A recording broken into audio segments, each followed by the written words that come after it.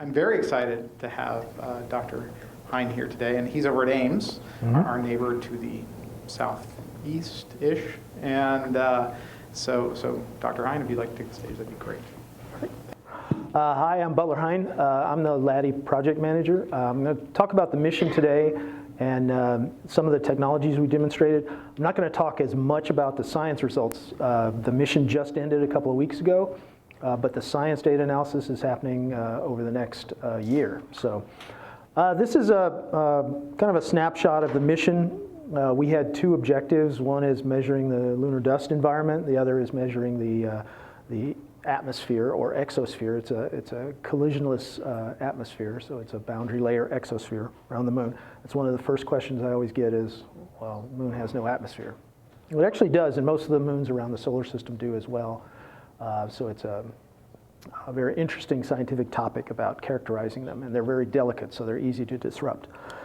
We launched September 6th, and then we just had our impact April 18th.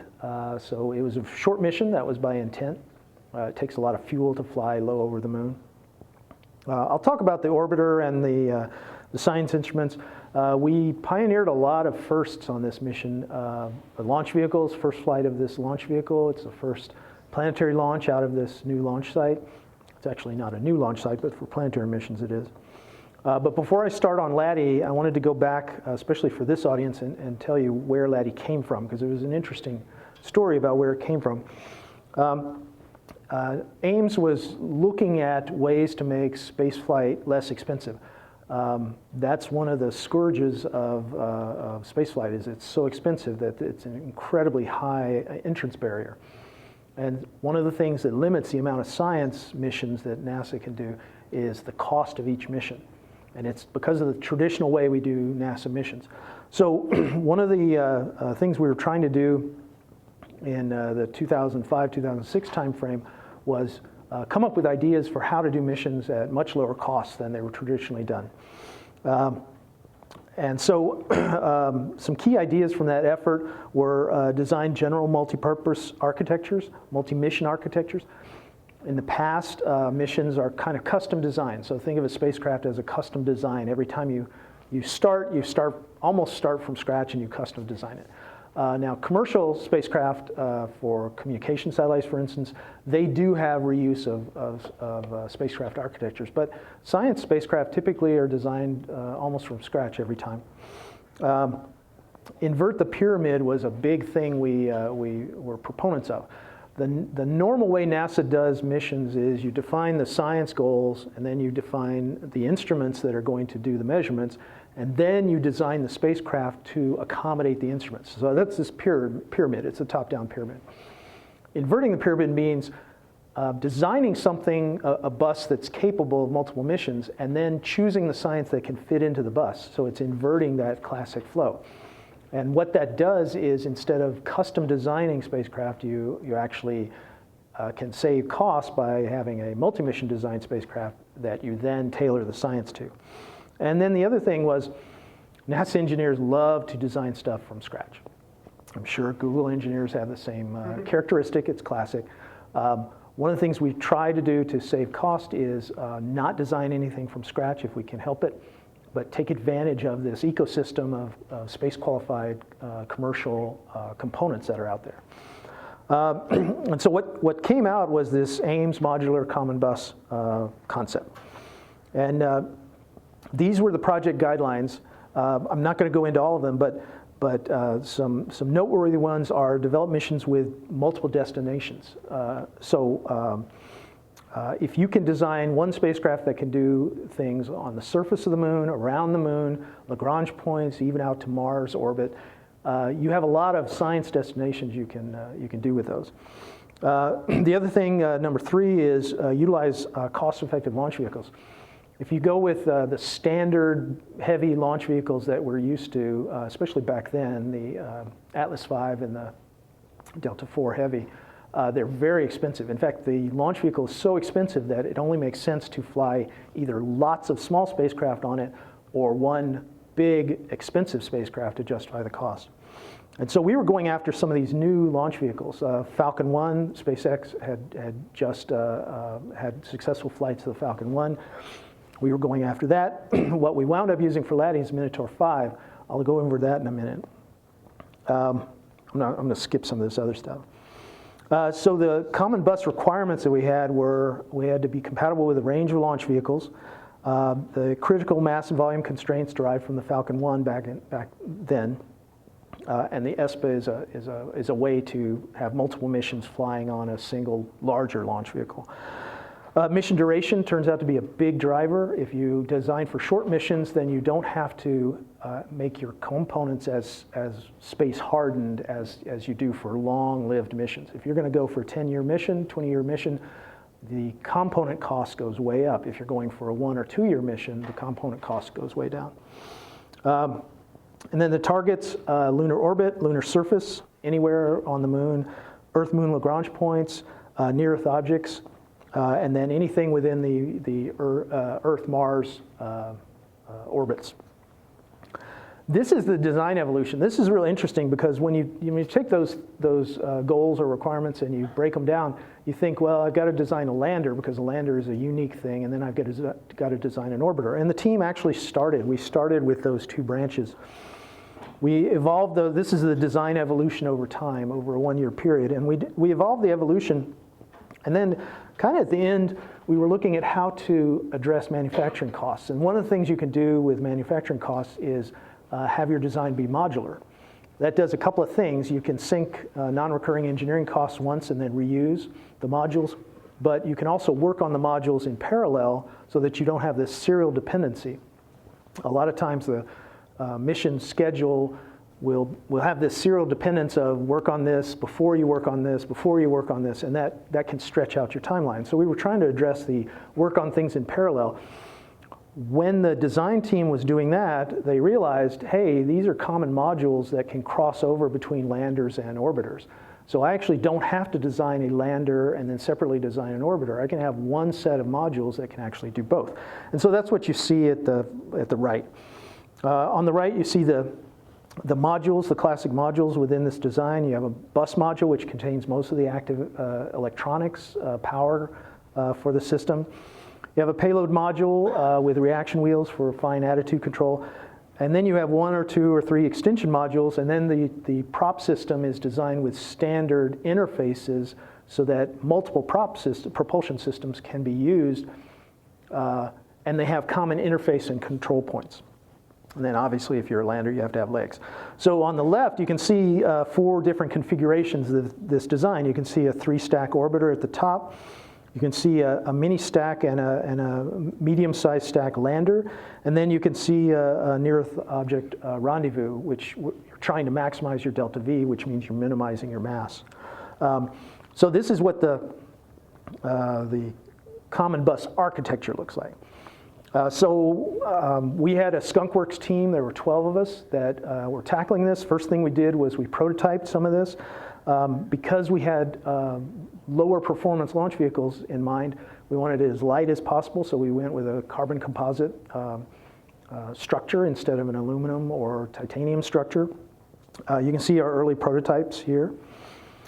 We did ground testing of control algorithms. This is the lander configuration. This is using cold gas thrusters, basically scuba tanks. Because we're in an urban area, we're your neighbors over there. If we were doing biprop burning over there, you would not be happy because there would be toxic fumes coming over here. So to do this testing, we used a variant of the propulsion system as cold gas, which is basically a pressurized gas, nitrogen in this case, pressurized gas that you blow down and through the valves and the thrusters, and that gives you your propulsion. It's not very efficient, so we couldn't fly this thing very long, but it was enough flight time to allow us to test the control algorithms. And actually, a piece of trivia you may not realize is your 2 founders were actually here. We were in a skunk-works mode that was kind of under the radar, but somehow they showed up one day and saw some of this testing.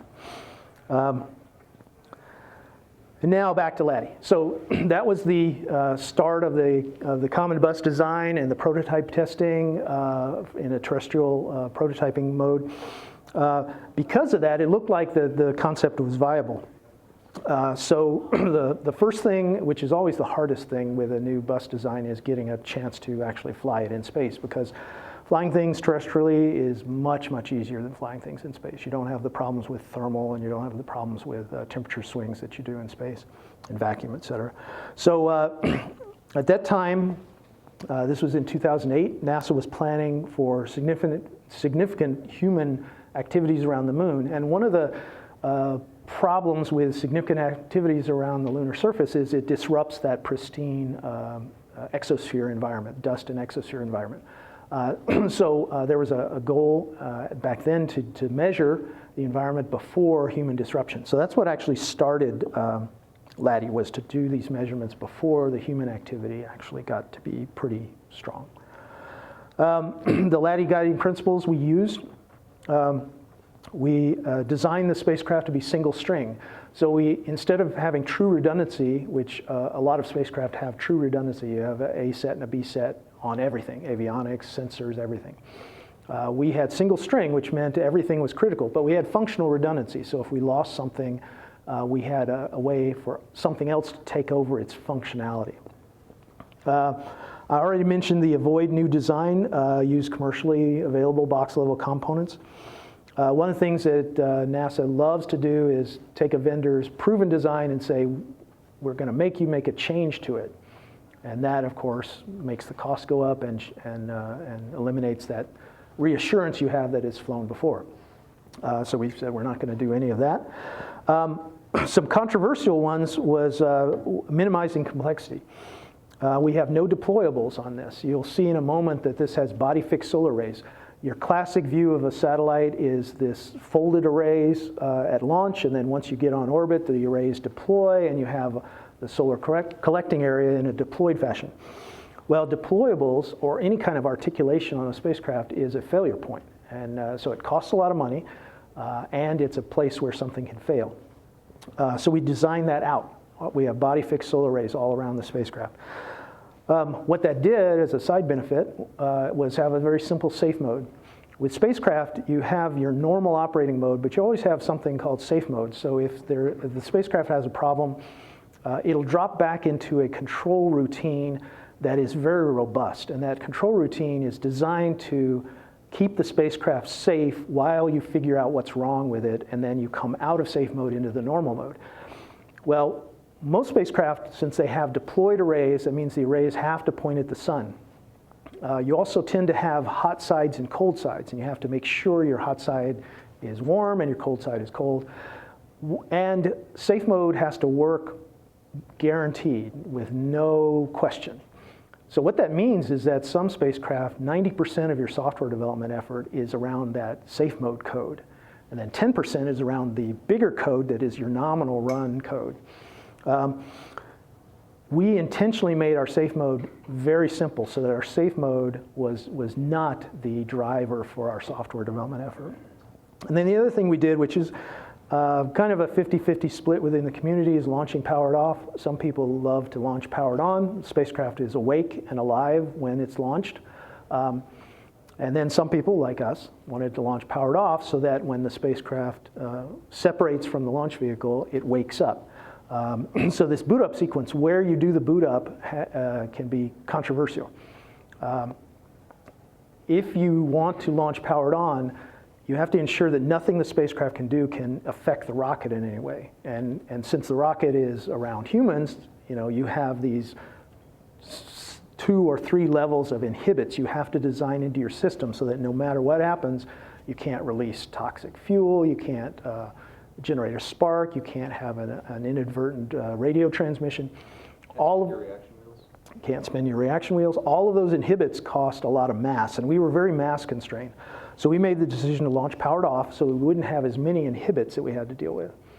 And then that moves your risk to on orbit. Once you separate from the launch vehicle, that's your power up, and so that first boot up is the one that's the most risky. And then some of these others are not as important, schedule and cost guidings. So this is what the observatory looks like for LADEE, and in NASA speak, an observatory is a spacecraft with the science instruments on it. So without the science instruments, it's a spacecraft. Once you add the science instruments, it becomes an observatory. You can see the modules that we use to the left. That bus module, I mentioned that has all of the, not all of them, but has most of the active components of the spacecraft. So it's like a mini spacecraft by itself. The payload module is where you put, by design, where you put most of the science instruments. And then we had a 2-stack extension module because our propulsion system had to not only do the lunar orbit insertion burn, which is a big delta V event, but it has to maintain the orbit when we're flying low over the moon. The 4 science instruments, or 3 science instruments plus 1 technology demo, you can see on the right, this bus nominally carries 2 main instruments on the payload module cantilevered opposite each other. In this case, those locations were taken up with a neutral mass spectrometer to the left, and then the laser comm optical head on the right. Because of the science we were after, we also had 2 smaller instruments that had to go up on the radiator panel. So there's an ultraviolet visible spectrograph and then a lunar dust environment detector, lunar dust detector. These are the 3 science instruments and the laser comm. You can see who provided them. The neutral mass spectrometer was an instrument provided by NASA Goddard over on the East Coast. Paul Mahaffey was the PI. The ultraviolet spectrograph was Tony Colaprete here at Ames. This is the same instrument that was flown on LCROSS, which is that lunar impactor. So this instrument had flown once, and then we were reflying it.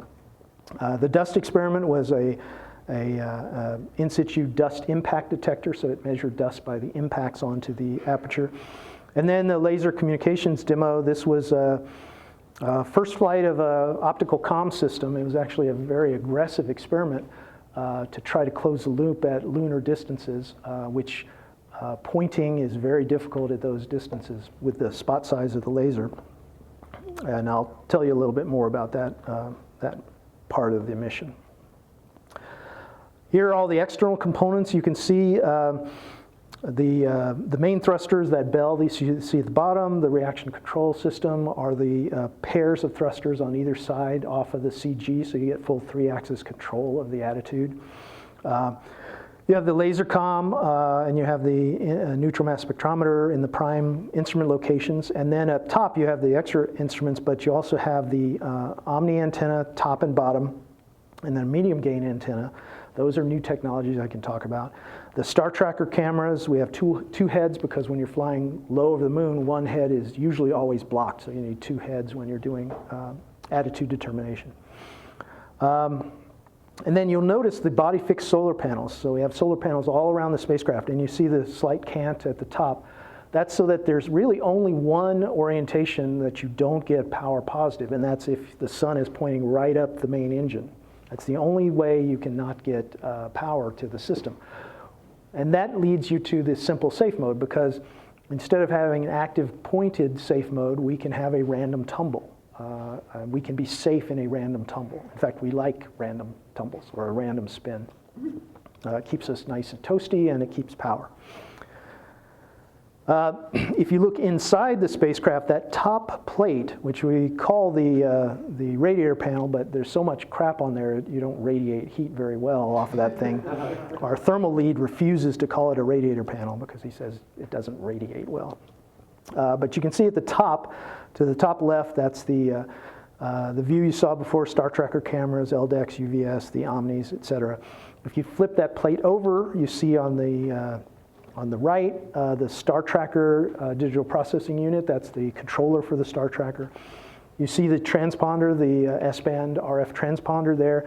You see the flight battery, which is charged by the solar rays and then discharged as you need it.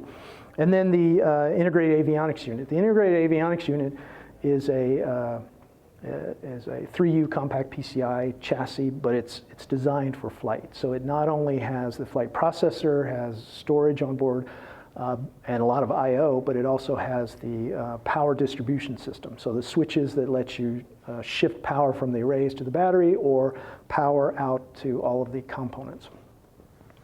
If you look at the bottom left, you can see the payload module, the NMS and lasercom optical head are in the external position, but you can see inside there the 4 reaction wheels in a pyramid, so that any 3 of the reaction wheels can give you torque in any direction. So 3 of 4 gives you full control. And then there are two boxes inside that are part of the laser comm system. The outside is this pointed telescope with a 3-level pointing system, coarse, fine, and then the servoing system. Inside is the controller unit, which is, once again, a processor just like the spacecraft has, and also the modem unit. The modem unit is actually the tricky part of this. How you modulate this optical signal is what makes this work well. And then you can see the propulsion module at the bottom right. It's a biprop system. NTO and MMH are the two fuel and oxidizer. We have 2 fuel tanks, 2 oxidizer tanks, and it's a pressurized system. So we have 2 high-pressure helium tanks that pressurize the fuel and oxidizer tanks. This is what it looks like when you're doing observatory integration. We have special ground equipment that we designed to bolt the spacecraft to as it's being assembled, and then you can orient the spacecraft in any direction you like. You can orient it vertically or horizontally and then rotate it around like a barbecue to work on any part of the spacecraft safely. You can also see the red covers. Those are designed to have a keep-out zone around any critical component. Those thrusters, those red keep-outs are for the thrusters. They're very delicate. If you bump into them, you can bend them a little bit, and then you've had a bad day. This is what the observatory looks like in the flight configuration. Interesting thing is you have a payload adapter fitting that is usually what a spacecraft attaches to a launch vehicle with. Because we were trying to save as much mass as possible, you can see that this path, which is in the bottom there, is this lattice structure. Normally, these are solid aluminum or some kind of metal. This is a lattice structure that's kind of Olympic-style bicycles that have the carbon composite rigging in them. This is a similar design. It's very strong but very lightweight. It's something the Russians have been using for years. This was purchased from the Russians, from RUAG, but it's not something the US has used before. So this is one of the firsts in this country to use these, and it made all the engineers nervous to see the observatory sitting on top of this very fragile looking thing, but it's actually stronger than most metal. And you see the main thruster visible through it. So the mission architecture, this is the RF architecture that we used during the mission. We used an S-band transponder, so it's roughly 2.4 gigahertz is the frequency. We actually used all 3 of the traditional ground networks and space networks that missions used, depending on what phase of the mission we were in. The TDRS is the satellite constellation around the Earth that a spacecraft can talk to. The International Space Station uses it. We use that at portions of the mission. The Near-Earth network is a network of ground stations that have very good tracking capability. So when you're flying by on a close approach to the Earth and you're moving very fast, the antennas can track you well. Once we got out to lunar distance, we were depending on the Deep Space Network, which is the network that NASA maintains around the world to talk to spacecraft in deep space. They're big, sensitive antennas. So we used all 3 of these networks. All of the telemetry and commanding through whatever network we were using goes back through the Mission Ops Center here at Ames. We flew the mission out from here at Ames. The Science Operations Center was what coordinated the instruments. That's back in Greenbelt, Maryland. That was at Goddard. And then each instrument had an instrument operations center at their home institution. So MIT Lincoln Labs had the IOC for the laser comm. Goddard and Ames had the IOC for their instruments, and then the dust detector was University of Colorado LASP. So each PI had an IOC that they could depend on. The laser comm architecture was completely different because it did not depend on RF. It was an optical system. So they had their main ground terminal in White Sands, New Mexico, which had the most capability. It was a custom designed ground station for them. But they also used a telescope that had been converted into a ground station for them in Table Mountain, California. And then in Tenerife, the European Space Agency, ESA, was part of this experiment where they provided a ground station in Tenerife. So this This architecture, once again, all comes together and flows through the Lincoln Labs IOC, where the optical ground station control was done. I mentioned a bunch of firsts. One of the firsts was we were the first one to use a new launch vehicle, a Minotaur V launch vehicle. In the spacecraft world, you don't want to be the first to fly on a launch vehicle because you have a pretty good chance of something exploding. This is an interesting launch vehicle. The first 3 stages are the Peacekeeper ICBM. The US and Russia have a treaty, START treaty, that allows each country to repurpose their intercontinental ballistic missiles for civilian peaceful purposes. And so this treaty allows the US to take these ICBMs and then use them as commercial or civilian launch vehicles. So the first 3 stages are the Peacekeeper missile ICBM. And then Orbital Sciences adds a 4th stage to make it a Minotaur IV, and that's sufficient power to put a satellite in Earth orbit. And then we needed a 5th stage, which makes it a Minotaur V, and that gives us our kick to lunar orbit, or to the moon, so that we can get in lunar orbit. And so you can see the 4th and 5th stage here, and then in the bottom right you can see the spacecraft stacked onto the 5th stage within the fairing. So we were first flight of that, which was a little nerve-wracking. It worked beautifully. The launch vehicle did exactly what it needed to do and actually gave us a perfect insertion.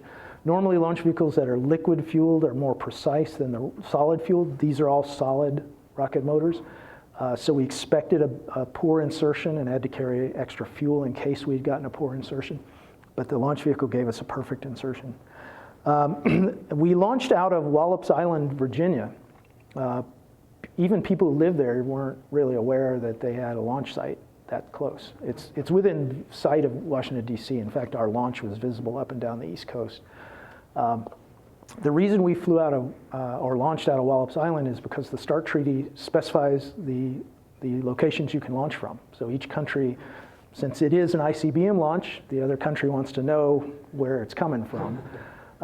So Wallops Island is one location, Kodiak, Alaska, and is another, and then Vandenberg, California. Those are the 3 locations that are allowed. Vandenberg and Kodiak are better for polar launches.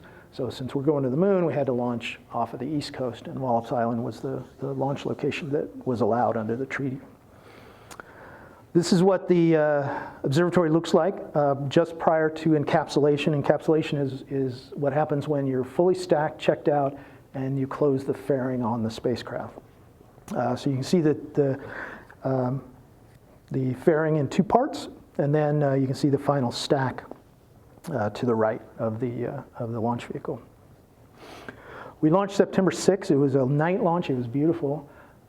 As I said, you could see it up and down the East Coast. There's, if you do web searches for LADEE launch, you can see pictures people took from New York City, from up and down the East Coast, just beautiful shots. This was taken by one of our integration test engineers. He's a semi-pro photographer, and he did this multi-exposure photo of the launch that was just beautiful. It's my favorite photo of the launch.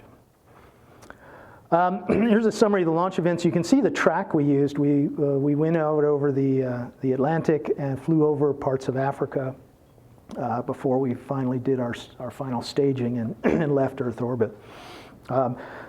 The solid rocket motors of this launch vehicle provide you a really strong kick at times, so it's a very rugged, rough ride, and that was one of the things that we had to design for, a very strong spacecraft structure to handle that rough ride and that vibration environment. So here's how we went to the moon. I mentioned that solid rocket motor launch vehicles are notorious for giving you, unpredictable insertions. None of you are young enough to remember the Apollo missions, but if you saw, well, you are. Okay, you are. So those of us who can remember the Apollo missions, they have a classic figure 8. You go to the moon. That figure 8 is an instantaneous launch window. So it's something if you get a bad insertion, you don't get to where you want to be. So we designed this with the philosophy of phasing loops. So we launched into phasing loops around the Earth, where each loop we get a little higher, and then finally we have that that last loop where we hang there and the moon sweeps past us and whips us around behind it. These phasing loops are how you can compensate for a poor launch insertion. Like I say, after it happened, we didn't need them. But these loops were designed so that we could burn at various times and compensate for a poor insertion and still get to where we needed to go. So you can see the stars where we actually did engine burns. The apogee maneuver 1B is the test of the engine. So it wasn't a necessary burn for a trajectory, but we had never tested the engine in space before, so you have to test it first before you depend on it. And then we had 2 perigee burns close to the Earth, PM1 and PM2. And then those were very precise, so we didn't need any of the other corrective burns, or the 3rd perigee burn at all. And then TCM, Trajectory Course Maneuver 1, was the final maneuver which set our precise timing for being whipped around the backside of the moon. So once we whipped around, Lunar Orbit Insertion 1, LOI, happened on October 6th. That was our main critical event, because if we had missed that burn, we would have sailed past the moon and been wandering around the Earth-Moon system for a while. So that was our critical event. That happened successfully October 6th. That was during the government shutdown, so there was a ghost town over there. We were the only people operating. You can't not pay attention to a spacecraft, so we were able to work during that time, but there wasn't a lot of news coming out about it until after everything reopened. But that engine burn did just fine. Because NASA has had a couple of spacecraft go missing without contact, and so you don't know why it went missing. One of the rules that we all have now is that you wait until you're in view of the Earth to do a critical burn so that you know whether it worked or not and have telemetry from the spacecraft. So the 3rd phasing loop, since it's up there, the moon swings around, whips us around behind it. As soon as it comes out from behind the moon, and here's the view of it, you can see Earth peeking out around the horizon down there. As soon as we're in contact with the spacecraft, it's doing everything pre-programmed. We just need to be listening and taking data during the burn. So if something goes wrong, we know what happened. It did not. Everything went great. So we did 2 more Lunar Orbit Acquisition burns, LOI-1, and then we did 2 and 3. Those were designed to get us into this commissioning orbit. Commissioning orbit is where you check out the spacecraft and you check out the science instruments before you commit to doing the science observations. Some science instruments need calibration. Most of them need to blow their protective covers before they can operate. And so it's a time when you can check out and calibrate your instruments. So because the moon has a lumpy gravity field, you burn a lot of fuel when you're close to it. So we have the commissioning orbit set at roughly 250 kilometers. That's where we sat for about 30 days. That is where we checked out the spacecraft, a couple of days check out of the spacecraft. We did check out of the science instruments, but we also did the prime lasercom experiment. So that's when we did the lasercom experiment. After commissioning, we did a 2-stage drop. We dropped the periapsis down, so we were in elliptic orbit, check out the science instrument one more time, and then drop the apoapsis into this circular lunar orbit where we sat for the main portion of the mission. So the lasercom was wildly successful. I was one of these people who, looking at the specs and looking at how difficult it was to close a link at that distance with the Earth, I thought, oh my God, they're going to spend all their time in a search pattern just trying to find their ground station before they could lock up. And so I thought it would be very challenging. It turns out that once they did, we opened the cover in one of the phasing loop maneuvers, opened the cover and did the calibration of the offsets. I mentioned that they have a 3-stage system. So the spacecraft provides the pointing, the main pointing of their instrument. So we point their optical head, and then they coarse point, medium point, and then once they lock up, they have a piezoelectric servoing system that maintains, very high frequency, maintains the lock. Once they did the first acquisition and had all their calibration offsets from thermal, vibration, anything that changed during launch, once they got all that calibrated out, the entire rest of their experiment they locked up within 1 second. As soon as they swung to it, servoed, bang, they were locked onto it. So it surprised all of us. It was really well done. Congratulations to that team.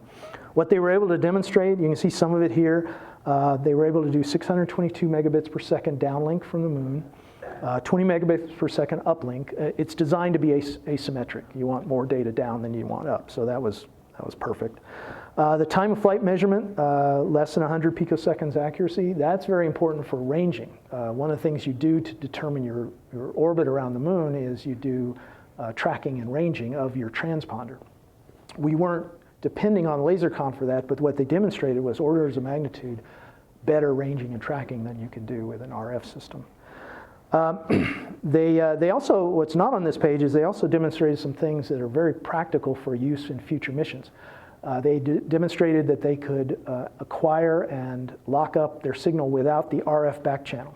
So they never needed, after they did it the first time, they never needed our RF system to close their link. They could do it all optical. That's really important. They also demonstrated optical handoff from station to station. So they handed off from White Sands to Table Mountain, which on with the RF, we hand off from ground station to ground station all the time with RF, but that's one of the things that they needed to demonstrate, that they could do an optical handoff. They also demonstrated that they could operate within 3 degrees of the horizon, which is really tough, so they're going through most of the murk of the atmosphere. They also demonstrated that they could go through light clouds. With a laser, unlike RF, moisture and clouds can block you. They were able to shoot through optical opacities that you couldn't physically see the moon, but they were able to shoot the laser through that cloud cover. So it was a very, very impressive experiment. They did a fantastic job. Project managers, especially NASA project managers, are very reluctant to depend on new technologies because it's so easy for something to go wrong. But they demonstrated this enough where I would fly this as a primary communications on a future mission. It was very, very convincing. Once we dropped down from the commissioning orbit, the LaserCom experiment was done, the science instruments were checked out, we got into the primary science orbit.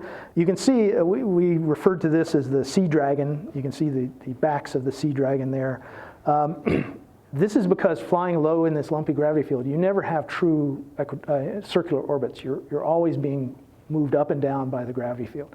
So to keep ourselves within the tight band of the science observations, we did fairly frequent maneuvers. So anytime you see a horizontal or a vertical line here, that's when we did a maneuver. So we had about 22 maneuvers during the mission. To give you a sense of comparison, LRO, Lunar Reconnaissance Orbiter, is also flying around the moon right now. They're in a polar orbit, which doesn't have the gravity gradients that we do. They do 2 maneuvers a year. We typically had to do a maneuver every week. So it's a much higher tempo. Is that due to the pull of the Earth? No, it's the mass cons within the moon. The moon doesn't have, we don't think it has a liquid core. It's got concentrations of mass, and especially equatorial orbits fly through these mass cons and have have a lot of disturbances. So the moon's not actually as homogeneous as it looks? No, it's not. And then I mentioned that we had a perfect launch insertion. What that allowed was, since all of our maneuvers were perfect, we had enough fuel to extend the mission another month. And during that time, you can see in the bottom right, we did extremely low altitude science. Our nominal science was around 30 to 50 kilometers above the lunar surface. In these, once the prime mission was done and we had succeeded in everything we needed to do, we could take big risks. And so one of the big risks was fly right over the mountains. And so we have data that are well below 10 kilometers there, and right at the end of the mission, we got data down to 300 meters. Very low. This is what the Mission Ops Center looks like.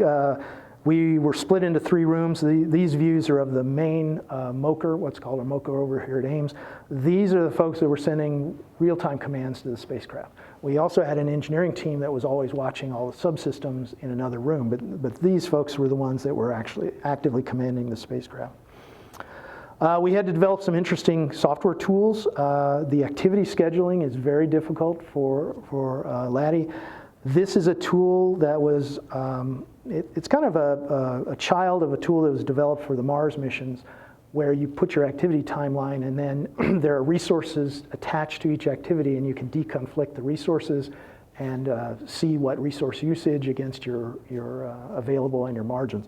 This is what allowed us to put activities into the plan that we uplink to the spacecraft every other day.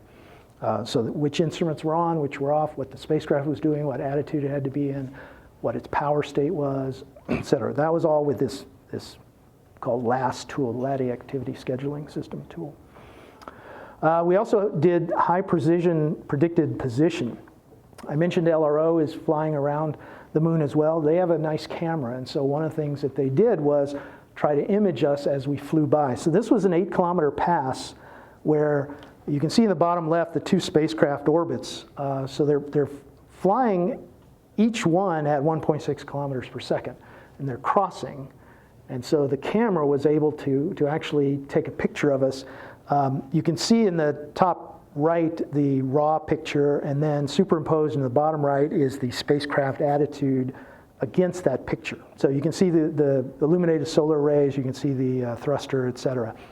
That's a really challenging picture to take. The speeds are so great that they had to do image reconstruction technique, which is why you see the background of that upper right image. It has this kind of a diamond pattern. It's the image reconstruction needed to deal with the speeds. We took Star Trekker images. One of the things we were trying to do is recreate the dust glow image that the Apollo astronauts saw around the moon. And so we did a variety of Star Trekker. We didn't have a camera on board, but we did have these Star Trekkers, and we could put them into an image mode and then watch the sunrise at the moon. Our impact, I mentioned that we went through these really low altitudes. This was actually the impact. It was at the side of a crater. I'll show you a crater in a moment. But our orbit uncertainty box is that blue box that's basically 2 kilometers in height, and you can see the box is submerged in the ground. That's what tells you you're close to impact there. So we impacted April 18th. Location was on the far side of the moon, but it was still just visible to the Earth. So we actually were in contact with the spacecraft. We saw the last telemetry packet before it impacted. That helped us localize exactly where it hit. And then all the science data, the real-time ops team were in some kind of Zen state where they were operating faster than I've ever seen an ops team operate. They closed science data files, got them to the ground as soon as the instruments would take the data. So they were committed to not leaving any science data on the spacecraft at impact, which was really amazing to watch. This is the impact location, that red plus sign you see. It's just around the side of the moon. This is actually what the crater, the crater is Sunman V, and you can see the red cross. We're right on the edge of that crater. One of the things LRO, they are a mapping mission, so they map the entire surface of the moon. They passed over this crater right after our impact, but their image swath went through the middle of the crater, so they just barely missed our site.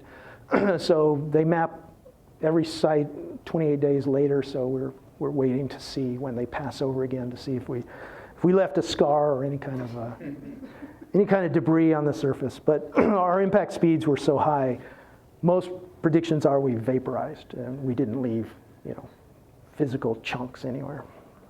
But you never know. Science, I mentioned I'm not going to talk about the science, but the science instrument results are very interesting. They detected helium neon and argon-40, measured a lot of dust. We, in fact, as soon as we opened the covers in the commissioning orbit, we saw dust. UVS saw sodium to potassium. You can see this is a histogram, color-coded histogram of our orbits. Our sunrise terminator orbit was the prime science location, so you can see that concentration there. And then these are some of the species that we discovered. I'm not going to walk through this list, but a couple of notable ones are we saw water. After the L-Cross mission, one of the questions is how does water get into the polar cold traps? So this gives you some information about the transport mechanisms. Then the dust measurements. And then I'll end on this slide. The technologies that we demonstrated, the new technologies, basically 4 of them, that composite bus structure. It's so lightweight that 2 people, and I was one of them, so I know this is true, can lift up the structure with their hands. But it's stronger than most metal structures. Our S-band transponder was first flight. We used an evolved S-band antenna. It was not designed by a human. It was designed by a machine algorithm, a machine learning algorithm, kind of a genetic algorithm, which you guys know more about that than I do. But it doesn't look like what a human would design. It's the algorithm designs the antenna to match the beam pattern and gains you want. So it actually looks like these. These look like bent paper clips. That's what a machine designs to optimize the RF energy. And those, they had flown once before on a mission as a technology experiment, and then just like LaserCom was our technology experiment, this previous mission flew these antennas, then we were able to fly them for prime mission use. What was the previous mission? It's called ST5, Space Technology 5. It was a mission designed to fly new technologies and make them eligible. And that's it. Where had the dust collector flown before? It was a new design, but similar designs by this same principal investigator had flown on a couple of missions like Ulysses and Galileo. But that particular dust collection mission was back. Yes, yes. This one's a very sensitive. And, these instruments get more and more sensitive over time. In fact, the neutral mass spectrometer was so sensitive that one of our worries was that they would just pick up the spacecraft outgassing and not see the actual measurement that they're trying to see, but that wound up not happening. They actually were able to see. You mentioned that flying low over the moon takes a lot of fuel. I was wondering whether those were planned burns to correct for that or automatic burns. And do you think that there is some software that would, given a map of the moon's gravity, be able to give you a longer mission? So these were all planned burns. All of them occurred. There was only one burn that did not occur per our plan 2 years ahead of launch. And that was one where I mentioned we passed close to LRO.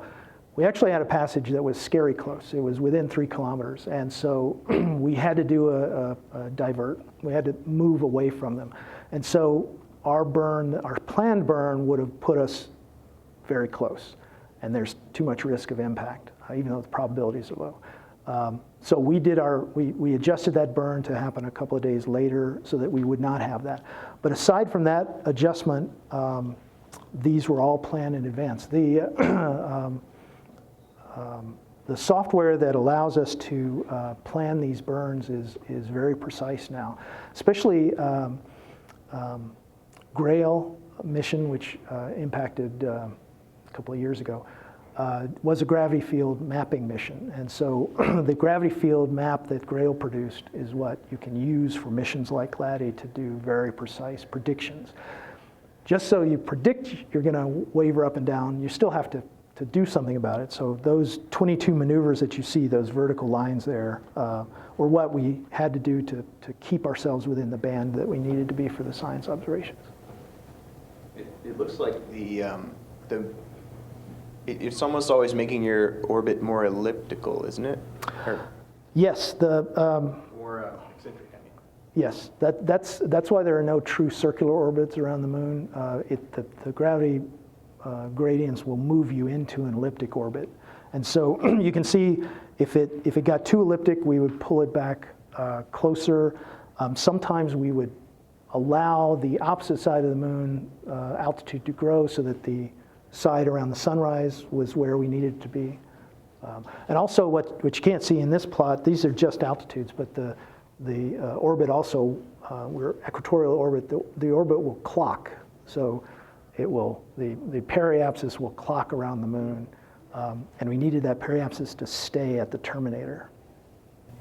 This is a question from the members of the Kerbal Space Program.com forum.